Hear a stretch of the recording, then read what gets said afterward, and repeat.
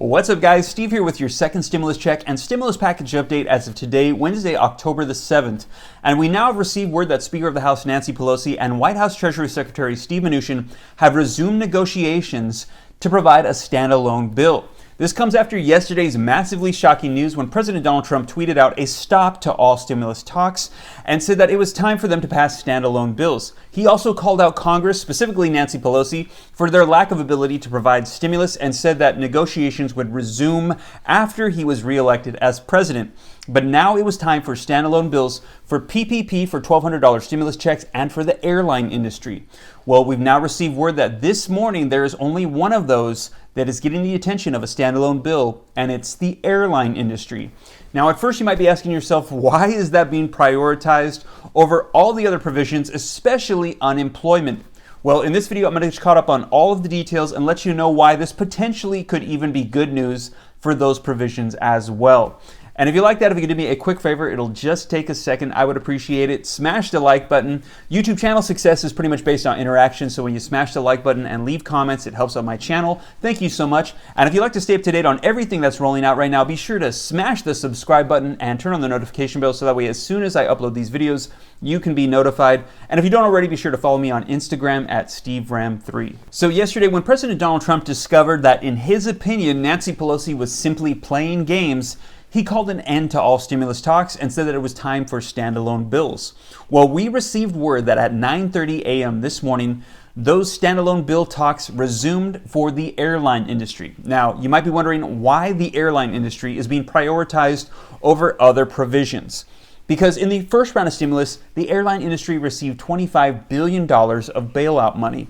And now they've come back and they've reported to us that their revenue is down by 85%. And if they do not get another round of $25 billion, that they're going to have to lay off tens of thousands of employees in their industry, which will have a trickle-down effect, resulting in lost jobs of hundreds of thousands.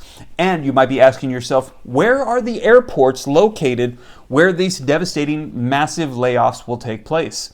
Well, it just so happens that the vast majority of these airports are located in key swing states. So if an airline bailout is not provided, we potentially could be looking at hundreds of thousands of unhappy people who lost their jobs due to Congress, who are going to be determining potentially the winners of the elections. So both parties want to make sure that they're looking good in the eyes of these voters, and they want to get them their stimulus money right away. And without a doubt, these key swing states are going to be vital in determining who's going to be winning the elections. Now, in addition to that $25 billion for an airline industry bailout, we're also hoping to receive $135 billion for the Paycheck Protection Program. Also, about $250 to $300 billion for a second round of stimulus checks. And also, if we'd like to see an extension of LWA, roughly 6 weeks at $300 per week, we're going to need another $44 billion as well.